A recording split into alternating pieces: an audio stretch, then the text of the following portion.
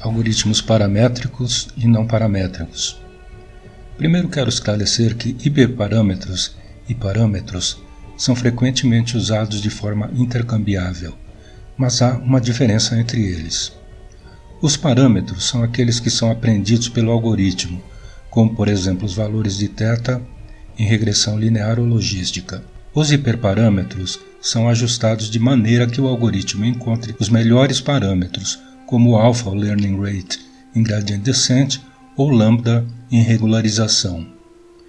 No entanto, quando dizemos passar os parâmetros para o modelo, geralmente significa uma combinação de hiperparâmetros e parâmetros. O objetivo de qualquer algoritmo de aprendizado de máquina supervisionado é estimar a melhor hipótese H, que gera a variável de saída y, através dos dados de entrada x, sendo a hipótese H função de parâmetros e hiperparâmetros do modelo. Lembremos que a função original, f, que relaciona as entradas às saídas, é desconhecida, pois se a conhecêssemos não precisaríamos usar machine learning, simplesmente aplicaríamos a função aos dados de entrada para obter a saída. Para descobrir algo próximo de f, podemos escolher dois caminhos. Primeiro, se achamos que as saídas da nossa função desconhecida f é aproximadamente linear com as entradas, por exemplo, nós pressupomos que a relação entre preços de residências e áreas seja uma função linear e usamos uma regressão linear, ou seja, fazemos uma suposição inicial para a relação entradas e saídas. Ou, em segundo lugar, não pressupomos que a relação entre as entradas e saídas dos dados sigam uma função matemática específica. Por exemplo, nós não pressupomos que a relação entre preços de residências e áreas seja uma função linear e simplesmente deixamos a cargo do algoritmo descobrir uma função h próxima de f. Algoritmos que assumem que h segue uma determinada função conhecida são chamados de algoritmos paramétricos de machine learning. A aplicação de um algoritmo paramétrico envolve duas etapas. Primeiro, selecione uma função h. Segundo, descubra os parâmetros para a função a partir dos dados de treinamento. Por exemplo, na regressão linear, assumimos que h é do tipo h de x, θ0 mais θ1 x1 mais θ2 x2, etc. Onde θ0, θ1 e θn são parâmetros, nesse caso chamados também de coeficientes. Agora, tudo o que precisamos fazer é estimar os coeficientes θ0, θ1, etc. e temos um modelo preditivo para o problema.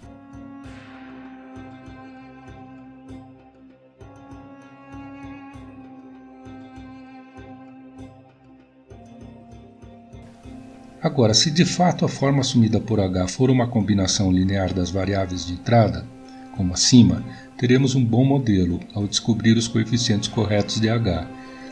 Porém, se h não for uma função linear, pode ser necessária alguma transformação nos dados de entrada, ou pode ser que a suposição de linearidade esteja errada e a abordagem produzirá resultados ruins.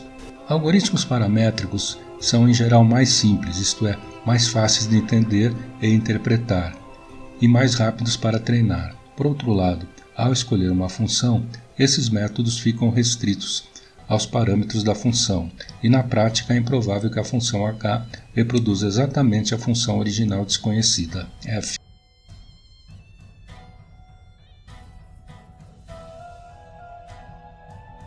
Algoritmos que não fazem fortes suposições sobre a forma da função de mapeamento h são chamados de algoritmos de aprendizado de máquina não paramétricos. Ao não fazer suposições, eles estão livres para aprender qualquer forma funcional a partir dos dados de treinamento. Os métodos não paramétricos são bons quando você tem muitos dados e pouco conhecimento prévio, e quando você não quer se preocupar muito em escolher apenas as variáveis certas para o problema. Por exemplo, se você tem uma base de dados em que, por privacidade, os nomes dos atributos não estão identificados e você não sabe o que essas variáveis significam, os métodos não paramétricos buscam ajustar melhor os dados de treinamento na construção da função de mapeamento, enquanto mantém alguma capacidade de generalizar para dados não vistos. Como tal, eles são capazes de ajustar um grande número de formas funcionais. Um exemplo de modelo não paramétrico é o algoritmo KNN, em que uma observação nova adere à classe dos k-vizinhos mais próximos. O método não assume nada sobre a forma da função de mapeamento, a não ser que observações próximas provavelmente tenham uma classe de saída similar. Note que, embora chamado de não paramétrico, o algoritmo KNN tem parâmetros, como é o caso de k, o número de vizinhos.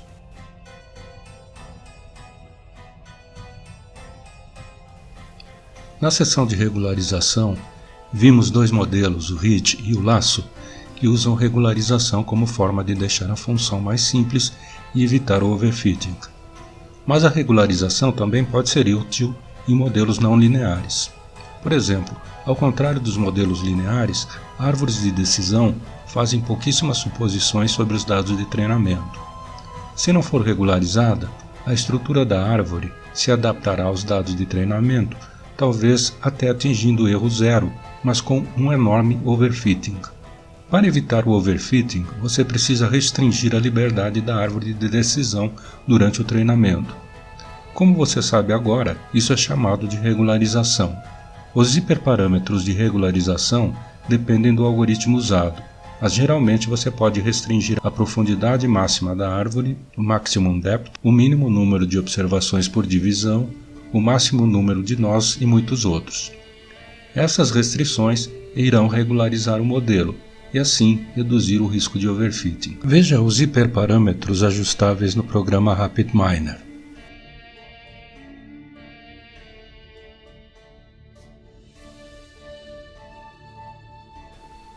Nesse exemplo de problema de liberação de crédito, podamos um dos ramos da árvore, tornando o modelo mais simples, porém menos flexível.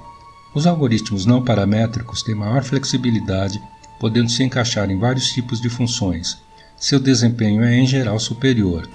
Porém, requerem mais dados de treinamento para estimar a função de custo e são mais lentos para treinar, pois muitas vezes precisam de muitos ajustes.